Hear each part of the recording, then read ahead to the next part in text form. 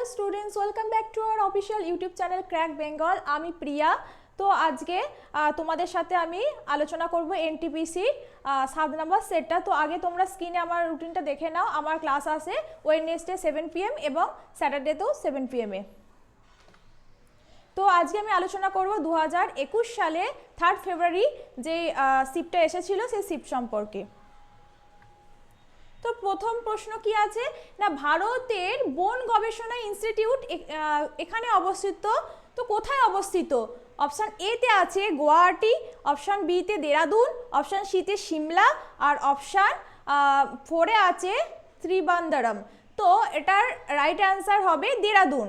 দেখো এনটিপিসি কি answer provide করেছে, দেরাদুন। ওকে, নেক্সট কি আছে, ভারতের প্রারম্ভিক ইতিহাস এর লেখক কে? অপশান এ তে কি আছে না কে এ নীলকান্ত শাস্ত্রী, অপশান বি তে আছে আরসি মজুমদার, অপশান সি তে আছে ভিনসেন্ট আর্থার স্মিথ আর অপশান ডি তে আছে আরজি ভান্ডারকর। তো অপশান সি হয়ে যাবে right answer, Vincent Arthur Smith. Answer দেখে নাও। নেক্সট কি আছে, নেক্সট নিম্নলিখিত বিকল্পগুলি থেকে ডেস্কটপে পাওয়া ব্যবহারকারী ইন্টারফেস উপাদানটির নামটি একটি ছোট ব্লিঙ্কিং প্রতীক বা একটি তীর হিসেবে চিহ্নিত করুন। অপশান এ তে কি আছে আইকনস, অপশান বি তে আছে কার্সার, অপশান সি তে আছে শর্টকাট, অপশান ডি তে কি আছে টাস্ক বার। তো এখানে অপশান বি কার্সার হয়ে যাবে রাইট অ্যান্সার। দেখবে যখন আমরা স্ক্রিনে মাউসটাকে নিয়ে আসি তখন দেখবে একটা তীর চিহ্ন, এরকম টাইপের তীর চিহ্ন একটা মানে এদিক ওদিক করা যায়, তো সেটাকে কার্সার বলা হয়ে থাকে। ওকে, রেল প্রোভাইড করেছে এই অ্যান্সারটা, দেখে নাও কার্সার। নেক্সট, কোন সালে ভারতের গভর্নর জেনারেলকে ভাইসরয় উপাধি দেওয়া হয়েছিল? অপশান এ তে আছে কত 1876, অপশান বি তে আছে 1857, অপশান সি তে 1905 আর অপশান ডি তে আছে 1858। তো 1858 হয়ে যাবে এটার রাইট অ্যান্সার। নেক্সট আছে 1922 সালে গান্ধীজি কর্তৃক অসহযোগ আন্দোলন প্রত্যাহার করার প্রধান কারণ কি? তো এখানে তো অ্যান্সারটা তোমাদের স্ক্রিনে আগে মানে অলরেডি শো করে যাচ্ছে। তো উত্তরপ্রদেশে চৌরি চৌরায় একটি পুলিশ স্টেশনে আগুন লাগিয়ে দিয়েছে জনতা, এটা রাইট অ্যান্সার হবে। তো আমি চৌরি চৌরা ঘটনা সম্পর্কে বলি, এটা 1922 সালে হয়েছিল। ঠিক আছে, এটা কোথায়? উত্তরপ্রদেশের গোরক্ষপুরে এটা ঘটনাটা ঘটে। তো যখন অসহযোগ আন্দোলন চলছিল সেই সময় মানে গান্ধীজির নেতৃত্বে যখন অসহযোগ আন্দোলন চলছিল সেই সময় না যে মানুষ যে অংশগ্রহণকারী যারা ছিল সেখানে পুলিশ কি করে না আক্রমণ করে, গুলি চালায়। তখন কি করে মানুষ জনতা মানে ক্ষিপ্ত হয়ে গিয়ে তখন পুলিশের ওপর তারা পাল্টা প্রতিশোধ নেওয়ার জন্য তাদের ওপরও আক্রমণ করে এবং পুলিশ থানায় তাই পুলিশগুলো মানে ভয়ে আশ্রয় নেয়। এবং এই ঘটনাতে এই যে ঘটনাটা ঘটেছিল সেখানে 3 জন ভারতীয় নাগরিক মারা যায় এবং প্রায় 23 জন পুলিশ কর্মী মারা যায়। তো এই যে এখানে একটা হিংসার মানে একটা হিংসাত্মক মনোভাবের যে অনুপ্রবেশ ঘটে, তো সেই জন্য গান্ধীজি এই অসহযোগ যে আন্দোলন সেটাকে বন্ধ করে দেয়। তো এটাই চৌরি চৌরা ঘটনা নামে পরিচিত। এই চৌরি চৌরা ঘটনাটাকে সুভাষচন্দ্র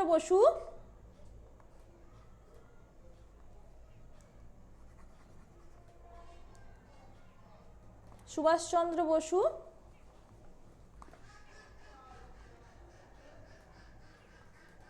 এটাকে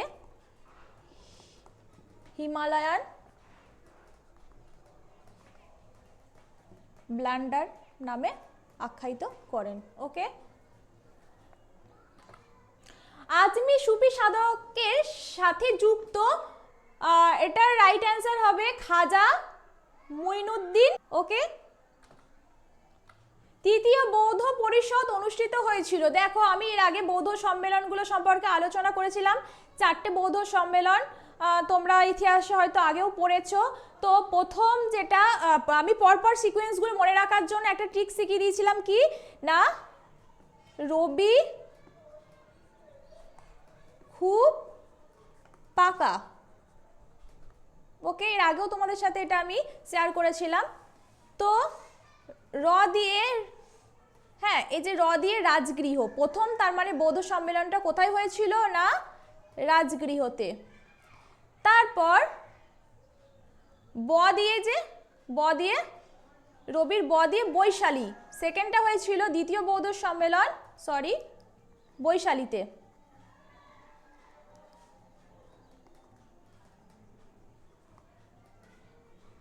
দেখো পাকার প দিয়ে পাটলিপুত্র, পরেরটা কোথায় হয়েছিল না পাটলিপুত্র। আর কয়াক্কার, পাকার কয়াক্কার দিয়ে কাশ্মীর, চতুর্থটা কোথায় হয়েছিল না কাশ্মীর। তাহলে সবার এটা মনে থাকবে নিশ্চয়ই। আর এবার যদি আমাদের যে মানে কোন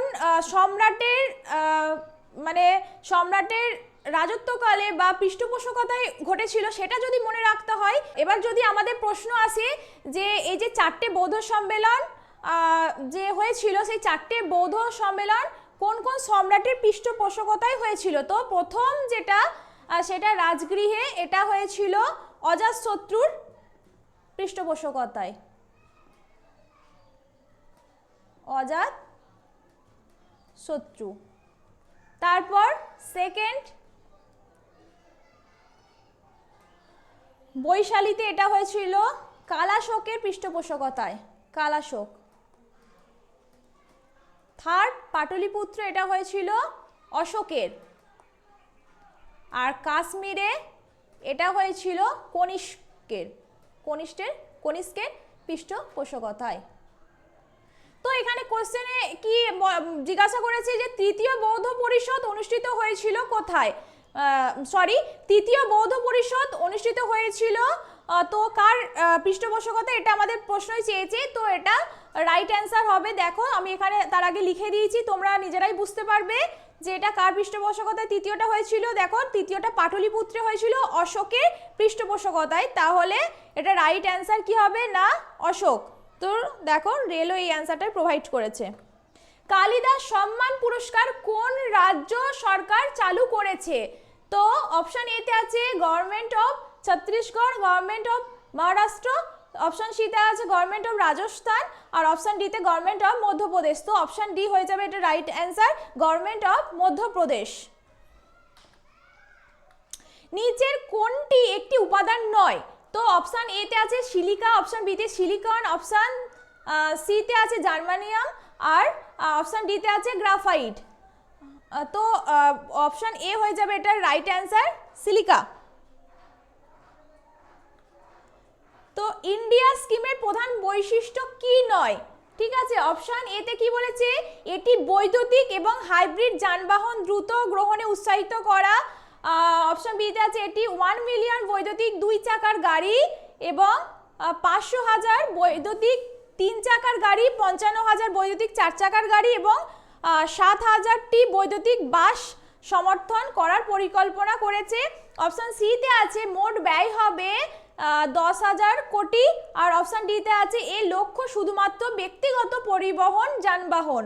তো অপশন ডি এটা রাইট অ্যান্সার হয়ে যাবে, এই লক্ষ্য শুধুমাত্র ব্যক্তিগত পরিবহন যানবাহন। দেখে নাও রেল এটাই অ্যান্সার প্রোভাইড করেছে। তো ভারতের কেন্দ্রীয় সরকার কবে ভারতের পরিকল্পনা কমিশন ভেঙে দেয়, কেন্দ্রীয় সরকার দেখো এই যে দ্বাদশ যে পঞ্চবার্ষিকী পরিকল্পনা চলে আসছিল 1951 থেকে, যে 12টা পরিকল্পনা হয়েছিল, তো সেই পরিকল্পনাকে হাটিয়ে আমাদের যে কেন্দ্রীয় সরকার প্রধানমন্ত্রী নরেন্দ্র মোদী তিনি 2015 সালে নীতি আয়োগ এনেছিলেন, ঠিক আছে, 1 জানুয়ারি। তো এগুলো আমি আগেও আলোচনা করেছি। এবার প্ল্যানিং যে কমিশনটা ছিল, পরিকল্পনা কমিশন যেটার বাংলা, তো সেটাকে কখন ভাঙা হয় না 2014 সালে ভাঙা হয়, ঠিক আছে। 2014 সালে ভেঙে 2015 সালের 1 জানুয়ারি কি আনা হয় না নীতি আয়োগ, আর সেই নীতি আয়োগের চেয়ারম্যান কে হন ওই কেন্দ্রীয় সরকার আমাদের নরেন্দ্র মোদী। ওকে, দেখো রেল এটাই অ্যান্সার প্রোভাইড করেছে 2014। নেক্সট মুরুদেশ্বর মন্দির কন্দুকাগিরিতে অবস্থিত, কোথায়, তো এটা অপশন এতে আছে তামিলনাড়ু, অপশন বিতে আছে উড়িষ্যা, অপশন সিতে আছে কেরালা, আর অপশন ডিতে আছে কর্ণাটক। তো কর্ণাটক হয়ে যাবে এটার রাইট অ্যান্সার। নেক্সট ভারতের কতগুলি রাজ্য নেপালের সাথে তাদের সীমানা ভাগ করে নেয়, অপশন এতে আছে 5, অপশন বি আছে 4, অপশন সিতে 8, অপশন ডিতে 3। তো অপশন এ হয়ে যাবে রাইট অ্যান্সার 5, 5টা রাজ্য নেপাল মানে তাদের সীমানা ভাগ, তো ভারতের 5টি রাজ্য নেপালের সাথে তাদের সীমানা ভাগ করে থাকে। ভারতের প্রথম পরিকল্পিত মনুষ্যবাহী মহাকাশ ফ্লাইটের নাম কি? তো মনুষ্যবাহী যে মহাকাশ ফ্লাইটটা প্রথম নাম হচ্ছে গঙ্গাযান, যেটা অপশন এ তে আছে। এটা কে প্রেরণ করেছিল? না, ইসরো। ঠিক আছে, এটাও তোমাদের প্রশ্ন আসতে পারে। এবং মহাকাশে যে মহাকাশচারীদের পাঠানোর জন্য এটাই প্রথম মহাকাশযান। ওকে, এবং ইসরোর ফুল ফর্ম আসতে পারে ইন্ডিয়ান স্পেস রিসার্চ অর্গানাইজেশন। এটা আমি বহুবার এর আগেও তোমাদের সাথে শেয়ার করেছি এবং লিখে দিয়েছি, তোমরা প্রিভিয়াস ক্লাসগুলো অবশ্যই দেখতে থাকবে। পৃথিবীর সবচেয়ে বাইরের অংশ কোনটি? বাইরের অংশ তোমরা জানো ক্রাস্ট। ক্রাস্ট এটা মানে শক্ত শিলা দ্বারা গঠিত। ঠিক আছে, দেখো এটা যেটা অপশন সি তে আছে। একটি কম্পিউটার মনিটর নামে পরিচিত অপশন এ তে কি আছে? সিসিটিভি, অপশন বি তে এলইডি, অপশন সি তে সিপিইউ, আর অপশন ডি তে ভিডিইউ। তো ভিডিইউ হয়ে যাবে এটা রাইট অ্যান্সার। সিপিইউ অনেক সময় ফুল ফর্ম আসে কি না, সেন্ট্রাল প্রসেসিং ইউনিট। আইসিটি থেকে কোশ্চেন এটা।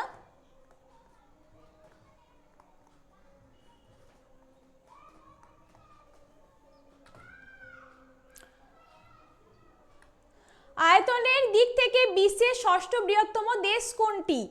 তো যে আয়তন অনুযায়ী আমি পরপর যে আমাদের 7টা মহাদেশ আছে সেই আমি মহাদেশের নামগুলো বলে দিচ্ছি। তো দেখো প্রথম কি আছে না, এশিয়া।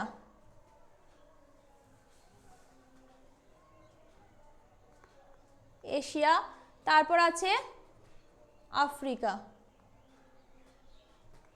আফ্রিকা, উত্তর আমেরিকা,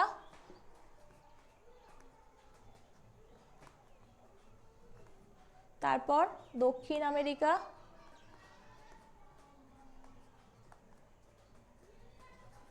ইউরোপ,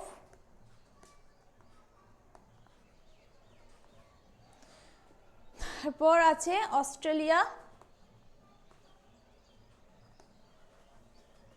তারপর কি না, আন্টার্কটিকা।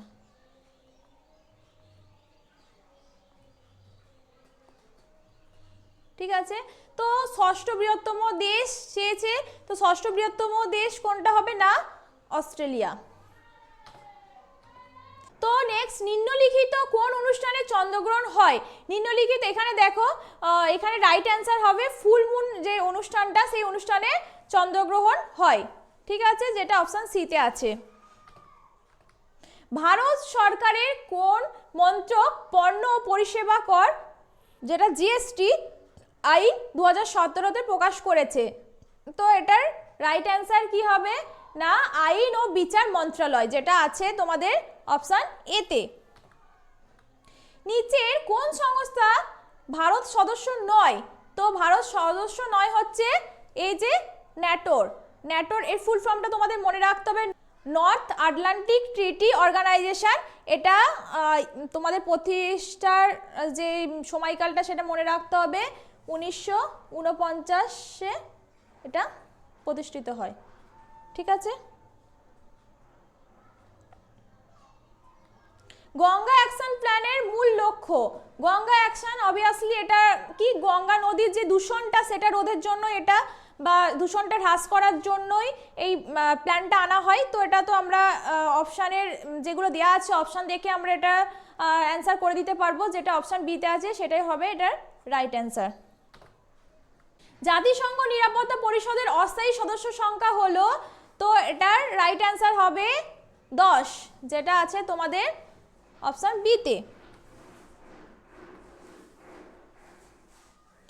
কমিউনিটি হেলথ সেন্টারগুলিকে ড্যাশ রূপী আর্থিক সহায়তা দেওয়া হবে যাতে তারা স্বচ্ছ স্বাস্থ্য সর্বত্র এর অধীনে স্যানিটেশন, স্বাস্থ্যবিধি এবং সংক্রমণ নিয়ন্ত্রণের মানগুলি পূরণ করতে শক্তিশালী হতে পারে। তো কত লাখ টাকা করে দেওয়া হবে? না, 10 লাখ টাকা করে দেওয়া হবে। ঠিক আছে, যেটা অপশন ডিতে আছে। লোকসভার প্রথম সাধারণ নির্বাচন অনুষ্ঠিত হয়েছিল কত সালে হয়েছিল না 1951 থেকে 52 সালের মধ্যে, যেটা অপশান সিতে আছে। আরডিএক্স কি? আরডিএক্স হচ্ছে একটা বিস্ফোরক, যেটা কোথায় আছে না রাইট অ্যান্সার তোমাদের এটার অপশান সিতে আছে। নিম্নলিখিত গুলির মধ্যে থেকে 78 নম্বর অনুচ্ছেদের অধীনে মন্ত্রী পরিষদের সমস্ত সিদ্ধান্ত রাষ্ট্রপতিকে জানাবেন। অ্যান্সার তো এখানে শো করছেই, তো এটার অ্যান্সার কি না প্রধানমন্ত্রী। সোনাল মানসিংহের জন্য বিখ্যাত কি? অপশান ডি নাচ। কে ভারতের লৌহ মানব নামে পরিচিত ছিলেন? ভারতের লৌহ মানব নামে পরিচিত ছিল, এটা আমরা ইতিহাসে পড়েই আসছি সেই ছোট থেকে, সর্দার বল্লভভাই প্যাটেল। ঠিক আছে, তো এই সর্দার বল্লভভাই প্যাটেল, এখান থেকে কোশ্চেন আসতে পারে না কে লৌহ মানব বলে উপাধি দিয়েছিলেন? উপাধি দিয়েছিলেন না মহাত্মা গান্ধী।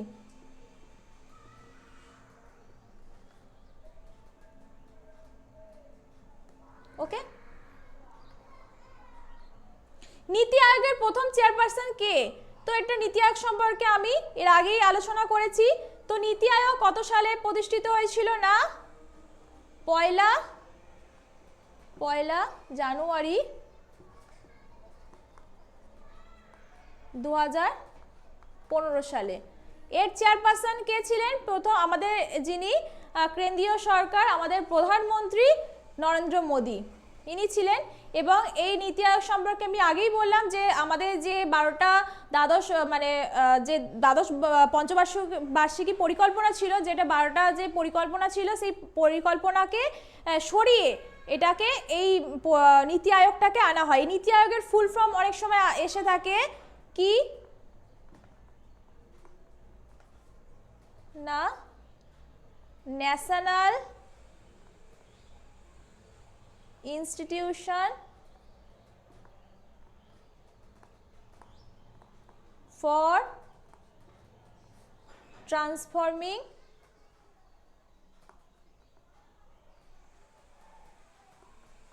ইন্ডিয়া। মনে রাখবে, এটা তোমরা খাতায় নোট ডাউন করে নিও। নিচের মধ্যে কে আলিপুর বোমা মামলায় জড়িত ছিল? তো কে ছিলেন না শ্রী অরবিন্দ। ঠিক আছে, তো শ্রী অরবিন্দ সম্পর্কে তোমরা একটু ডিটেলসে পড়বে এইগুলো থেকে। এই যারা আমাদের মহান মনীষী আছেন বা দার্শনিক আছেন, সেখান থেকেও অনেক প্রশ্ন ভেতরে আসে। তো আমি কোনোদিন সময় পেলে এগুলো সম্পর্কে আলোচনা করে দেবো আলাদা করে। নিচে থেকে যে নবার্ড এর সঠিক পূর্ণরূপটি কি সেটা নির্বাচন করতে দিয়েছে। নবার্ডের আর ফুল ফর্ম হচ্ছে national bank for agriculture and rural development. এটা হচ্ছে ভারতের সর্বোচ্চ গ্রামীণ ব্যাংক এবং এটা প্রতিষ্ঠিত হয়েছিল কত সালে না 1982 সালে। এটার হেডকোয়ার্টার কোথায়? হেডকোয়ার্টার না মুম্বাইয়ে। ওকে, ভারত সরকার প্রতি বছর সিভিল সার্ভিস দিবস হিসেবে ড্যাশ দিনটিকে উদযাপন করে সিভিল কর্মচারীদের নাগরিকদের জন্য নিজেদেরকে উৎসর্গ করার জন্য এবং জনসেবা এবং কাজের ক্ষেত্রে শ্রেষ্ঠত্বের প্রতি তাদের প্রতিশ্রুতি পুনর্নবীকরণ করার জন্য কোন ডেটটাই উদযাপন করে থাকে? 21শে এপ্রিল হবে এটার রাইট অ্যান্সার, যেটা রয়েছে অপশান ডিতে। তো আমার ক্লাস আমি এখানেই শেষ করলাম। তো দেখো, এই যে স্ক্রিনে যেই তোমরা যে হোয়াটসঅ্যাপ নাম্বারটা দেখতে পাচ্ছ, এই নাম্বারটা তোমরা এই নাম্বারে তোমরা এনটিপিসি লিখে টাইপ করো এবং আমরা তোমাদের হোয়াটসঅ্যাপ গ্রুপে জয়েন করে নেব। এখানে আমরা তোমাদের ফ্রিতে মক প্রোভাইড করে থাকি এবং মানে তোমাদের গাইড করে থাকি ফ্রিতেই। আর তোমরা সমস্ত যাবতীয় সমস্ত ইনফরমেশান এখান থেকে পেয়ে যাবে এবং আমাদের সাথে তোমাদের প্রিপারেশানকে আরও বেটার করে তোলো তোমরা। সবার জন্য শুভ কামনা রইল। সবাই ভালো করে পড়াশোনা করো। সবাইকে থ্যাংক ইউ সো মাচ।